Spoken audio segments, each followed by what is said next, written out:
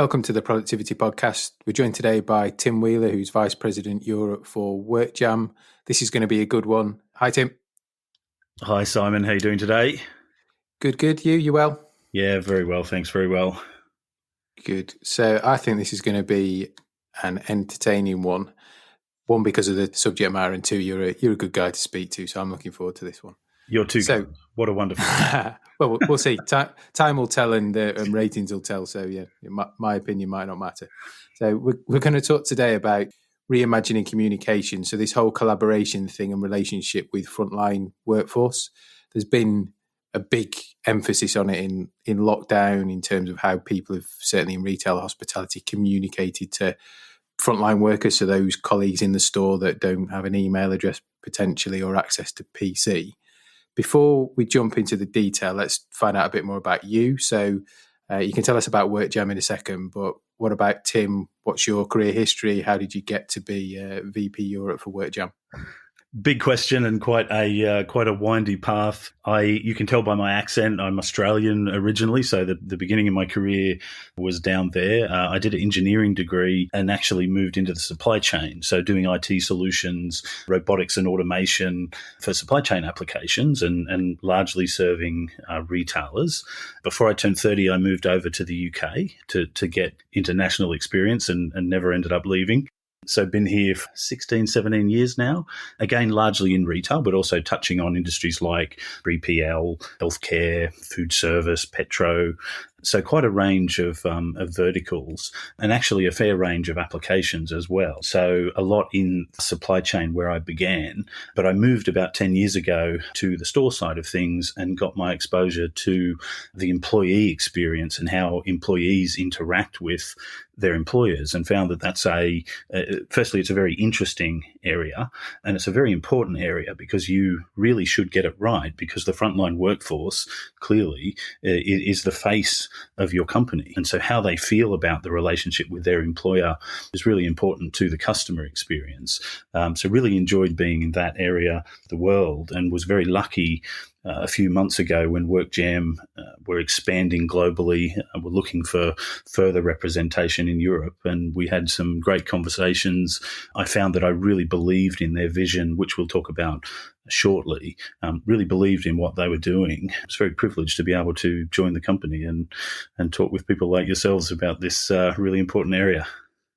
Cool. Well, we won't talk about cricket today on the podcast because being English and you being Australian, it's clearly a sore point. But so WorkJam then, for those that aren't familiar with what they do you want to give us a quick overview of kind of how it helps? Yeah, I'll talk to the problem that we solve, really, because for many years, people like myself, yourself, who've worked with retailers and companies with a big frontline workforce, we've all felt that the way the relationship is between the company and the employee could really be improved. And we've looked at it as a very fragmented thing.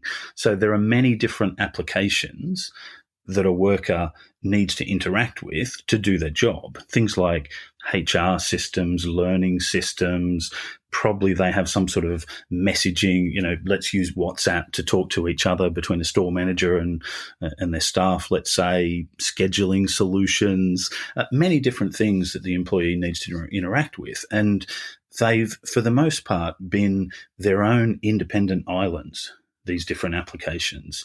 And if you put yourself in the shoes of a frontline worker, maybe a part-time worker who's doing a few shifts every week, it's not their main concern to be managing 7 different applications in order to work for a company. Actually, they want things to be really simplified. So the WorkJam vision is a fantastic one. It's to say the frontline workforce should have one application that's really easy to use, really easy to interact with, that presents the right information at the right time, goes back and talks to other applications as and when it's necessary. We want it to become the really easy way that workers can interact with their employer. And that's something that retailers, for example, love as well, because they want their staff to have an easy relationship with them. They want their staff with applications that they're going to actually use, as opposed to applications that they should be using but they have to be chased constantly to, can you please log into your HR system type stuff. And it really makes things more efficient, makes things easier, and it benefits the employee and the employer both at the same time. So the WorkJam philosophy is to have that single platform, that single application, that single relationship that we can make sure the frontline workforce is getting everything they need in the best way possible. No, I love that vision. And my time working in retail for retailers before we kind of set up Rethink, there was always that debate about, do you pay out and take the cost of every employee having a work email address? I think it's difficult to justify that cost and difficult to maintain the data integrity with retention certainly in retail and hospitality. We went through a phase. Yeah, we went through a phase of bring your own device, didn't we, or BYOD, and that never really took off. I think GDPR and data and all that kind of stuff got in the way. So this seems like the next evolution or revolution of that. Before we kind of talk about the benefits and things that people should really think about if they're starting to get into this world, we've talked offline about this a number of times. I think one of the many things that COVID has shown is how retailers, if we take retail and hospitality as the examples, they still find it really difficult to not have to use leadership teams in stores or hotels or coffee shops to cascade information. They've not got, in most cases, and it's probably changed and sped up through COVID, a way of directly interacting with an employee. That's right. And I think the thing about the relationship between the store leadership and the workforce is that you still want the store leadership doing the things that give the benefit. So I think there are many studies that show that if that store manager is on the floor doing, some of the work that's required there, the productivity of everyone goes up and the customer service levels go up. And so actually you want them to be enabled to do the things that benefit the retailer. What you don't want to have them doing is sitting in a back room having to send WhatsApp messages to a whole bunch of people just to find someone that can come in and fill a shift. That sort of thing can be very inefficient. So if you don't have the right communication systems in place, you really impact with a big time sink the people that you want out there doing the productive work. So we can make the store managers much more efficient. We can make the frontline workforce more efficient because instead of having to look at all of these different applications and relying on them to do that, which generally speaking they won't, you only have one thing to interact with. And you can interact at the right time. So if, to take my earlier example, if there's a shift that suddenly needs filling, someone's become sick on a Saturday morning, instead of that store manager having to message everyone and hope that they see it, get a response, maybe actually ring them directly on the mobile phone, we can make sure that that shift is broadcast to the right people with the right qualifications, and we can actually track, has that message been received? Who's responded to the message and how have they responded? And we can automate a lot of these processes that otherwise would be a really inefficient diversion for the people that you want adding the value. And like I said before, it's something that the store managers like because it makes their time much more effective. The frontline workers like it because WhatsApp, as an example, there are a lot of people that don't like giving their mobile phone number out to all and sundry. You're a new worker that comes to a store and the store manager, who you don't know who they are, says, I'll need your mobile phone number. A lot of people these days go, I kind of don't want that. I'd rather have an application where I know how it works, where it's anonymized in the right kind of way with that sort of personal details, and everyone benefits. And the retailer themselves benefits by the obvious efficiency gains that you get. And the other thing that's important for the retailer, yes, efficiency, but also consistency in their operations. Some of our customers, for example, are franchise operations, really a collection of businesses all trying to do the same thing. And it's important that the company gives consistent service to its customers and a consistent brand and message and a consistent way of doing things.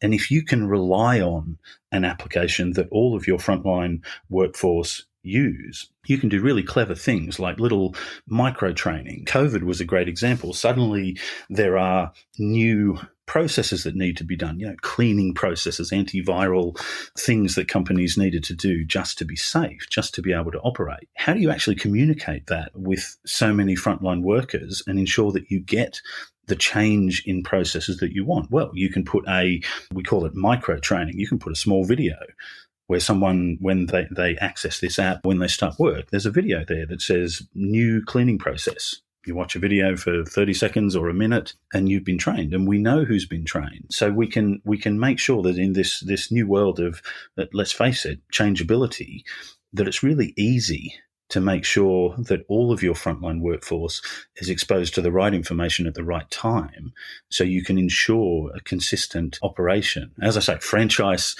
businesses are probably the most difficult in that regard because they are a collection of businesses, really, and we can give fantastic, consistent operation just because we have an app that our frontline workforce actually like to use. Just to circle back around on a couple of points there. So WhatsApp you mentioned a couple of times, and we, in our study, where we see lots of local WhatsApp groups for store teams and then area teams and regional teams and people in XYZ number of WhatsApp groups. And it's always interesting because when you speak to the central teams, they'll tell you they don't use WhatsApp. Yeah. I think at a local level, it's easy, it's free. I think the big challenge is it's unregulated. It's a challenge from a data privacy point of view of, if I'm a gig worker in a gig economy and working 10 different places, a bit extreme, but let's use it as an example. Yeah. I could have promotional information, I could have pictures, I could have all sorts of stuff that potentially is interesting or insightful to a competitor or someone in a similar business. Right. Plus there's the whole, it's unregulated, but if somebody's inappropriate on it or posts the wrong thing, because it's work related, it could be brought back into the workplace. So there's a whole bunch of HR stuff which just feels a bit uncomfortable. Yeah. But I can see how it's easy to download access, like you say, get somebody's phone number, whack it in, create the group, off you go. That's zero cost and some effort. But for me, the other bits of company data protection, people data protection, and all the rules of engagement around it completely outweigh the fact that you can just download it from the App Store and crack on. Yeah, and I think I heard a phrase recently which I like very much that I hadn't heard until this year. It's shadow IT systems, and what that means is it's IT systems that are in place in an organisation, even though the organisation hasn't put them in place. And I think what you've just described is exactly that. It's a shadow IT system where at a store level, say, someone says we should have a group comprised of these people for this purpose, and that's how it begins. And you're right, it's absolutely not a part of the organization's IT structure, but it's most certainly there. And I think people think of this as a costless thing, apart from all of the risks around information and HR and all that sort of stuff, which you've outlined there. They're actually not costless solutions, because what you want from a messaging system is you want to be able to have your different hierarchies and groups and different types of messaging that go to different people. But that's something that has to change. So when someone leaves a store and maybe goes to a different store, you want them to move to a different group. If someone leaves the company, you want them to leave a group. Just very simple things like that. You can manage in a proper communications system with proper hierarchies and proper IT structures in place. With a WhatsApp group, you can't manage that at all. I'm quite sure this is happening in hundreds, if not thousands of examples. There's someone who's on a WhatsApp group and they left that company months, maybe even years before. There are real dangers in these shadow IT systems. I really like that phrase. It was new to me. And organizations really don't want that. The fact that you can have a communication system that's anonymous as far as, the number itself. You don't ask someone, give your mobile number out because you have to. It's a messaging system via an app, so it's anonymous to the frontline employee, but that you can manage in a proper way as a proper IT system with the right hierarchies, with the right changes, maybe even in some instances, you want everyone in the store to get the message. In some instances, you only want people with a certain badge, let's say. So people that are allocated as a certain type of worker get a certain type of message. No one else needs to. If you have these generic systems, everyone has to get every message, or else you compound the shadow IT problem with many, many, many different uncontrolled groups. So being able to focus your communications is really important. And as you say, the COVID experience really brought to the fore that this was an area where there usually weren't formal and good solutions in place. And so that's something that we solved. But I think we see it as being much more than just a communications application, because actually one of the other problems when you have, let's say, 7 different applications that you'd like a frontline worker to be using is they each do their own thing, and the connections between them are usually quite poor. And usually when you look at what a frontline worker needs to do, it's a sequence of these different applications being used at a different time. And let me give an example of what I mean. If you need to execute a promotion in stores, or a new changed process of some kind, you need to execute something. You might want a task type solution to actually walk the organization through the steps that need to be taken to do this thing correctly. You probably also want to monitor progress. So you want status auditability in what you do. But you probably also want some kind of feedback loop where you say, these stores did a fantastic job. When we looked at the video walkthrough to verify the execution, we found that store number 22 actually hadn't done a very good job. So let's give a special training course, a micro training, a short video or short, some documentation, some kind of micro training just to that store, so that they can improve on a process which was difficult to them. And then let's give the badge at the end of it that says you've done the course, the micro training to improve the particular process, and you are now enabled to take shifts that require that particular skill in future. Very typical process. Just execute something, monitor the execution, have a feedback loop, and then address any quality issues that happen. But that's actually moving around between a number of different application types that would typically be quite separate for an organization and for their frontline workforce. What we do is we make sure that the flow and the relationship between these different parts is, first of all, invisible to the frontline workforce. They just see one process, one flow. They just see, we've done a process, then we've done a training, then we're getting allocated shifts. So we make it very easy for them to do, and we drive that continual improvement and efficient operation through having this one application. There's been a challenge in retail, which is ironic because the whole bring your own device thing was about putting lots of applications, I think, on people's devices, which to a degree might not have happened from a stock counting point of view, but they might have WhatsApp, they might have Yammer, they might have, Facebook Messenger, whatever it might be from a comms point of view. I suspect we are already in a place where colleagues have got 2, 3, 4, 5 apps for different groups, different things, different processes.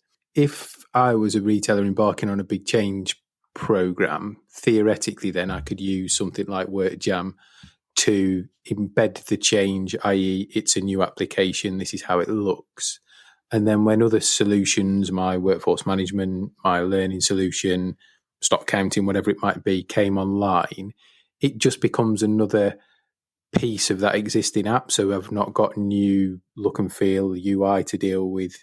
It becomes a growing part of WorkJam rather than here's another 3 apps with different looks and feels, different user navigation to get accustomed to. Is that fair? That's a really key point, and it's a subject that I love, is change management, because if it's done well, it's of such benefit to a retailer or an organization, but it can also be done very poorly, in which case you don't get the ROI benefits of your IT projects that you think you should get, and you frustrate the people in a company. So change management is a very critical thing. And what I've noticed talking to a lot of retailers over the last few months is that they're planning on entering the new normal, whatever you want to call it, via usually a couple of different things that they'll be wanting to do in 2021 and beyond. So they may be looking at 3 different, what I think of as subsystems that need some sort of work or change. And I think they have a real stark choice where you don't have something like WorkJam in place. If you're looking at changing 3 systems, then you're basically saying we're going to impact our frontline workforce with a big change process 3 times over the next year or 2 years or however long the program is. And I think we all know we don't want to impact the frontline workforce because that's very costly. And we don't want to give the organisation change fatigue. You've just finished one change. Okay, here's number 2. And then there's number 3 coming down the line after that. What we can do with WorkJam, because we are that one interface that the frontline workforce uses, if we're in place, then the changes that are happening under the surface are not visible to the frontline workforce. So they're still using WorkJam. We may add something into the WorkJam application. If you add a system in the background, they may suddenly see that they have a new type of training course or a new documentation or something that they see within the WorkJam app. But it's the same app. So there's not a big change management program. So instead of saying to the frontline workforce, we're going to impact you 3 times in the coming year or 2, we say we're going to do a change once. It's a change which has very obvious benefits, and the employees will adopt and will like the new solution that we put in place, and that is WorkJam. And after that, change that impacts the front line is absolutely minimized. So, we deliver benefits ourselves in efficiency and ease of use, customer service, lower turnover, these kind of things. But I think it's a really big benefit in the year or 2 to come, because so many companies are planning change programs. Actually minimizing that impact on the frontline workforce is, I think, a huge benefit. It's so costly to do change.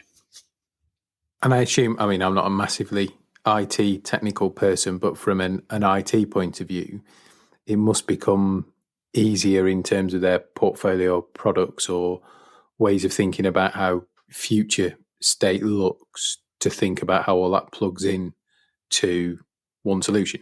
I think so. And I think it's how you evolve this over time. What's a very common approach is to solve the most pressing problems first. And that may be a communications problem. It may be, we can't get the front line to engage with their mobile scheduling system. It doesn't matter. There'll be a particular pressing need.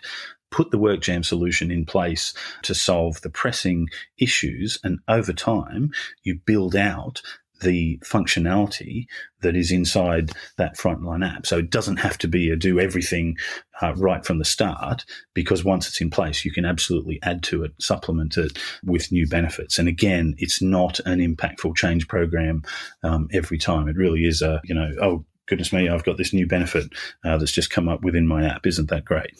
It's a really important fact. Like I say, I think because 2020 has been such a striking year, I'm not sure what words to use.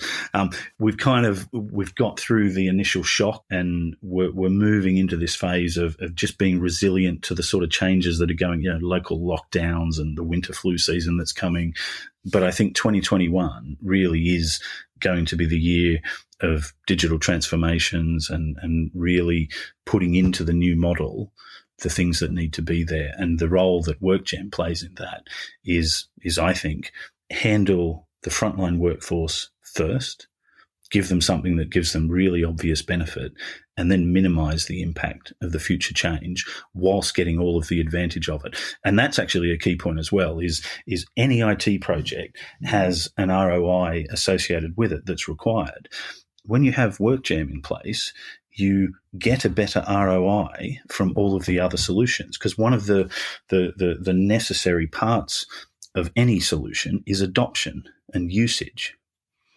And if adoption and usage is far higher because of the single app that we are than it would be otherwise, then the ROI that you get from all of the other change elements that you're going to do is increased, is far greater than it would have been without WorkJam in place.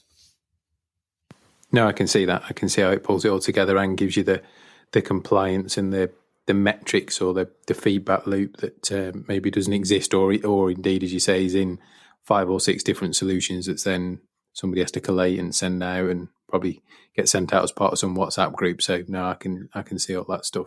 If people want to find out more about WorkJam and you, where's the best place for them to get in touch, Tim? Well, we have a website, workjam.com. I can be contacted by anyone at any time at tim.wheeler@workjam.com. So very happy to hear any questions or inquiries that anyone has. Obviously, if they come to you, they will, I'm sure, get to me as well. And so many different ways to get to us, and really happy to talk to anyone. And thank you for having me today. Good. So you don't get away without the final podcast question, which is what's the best bit of business advice you've ever been given?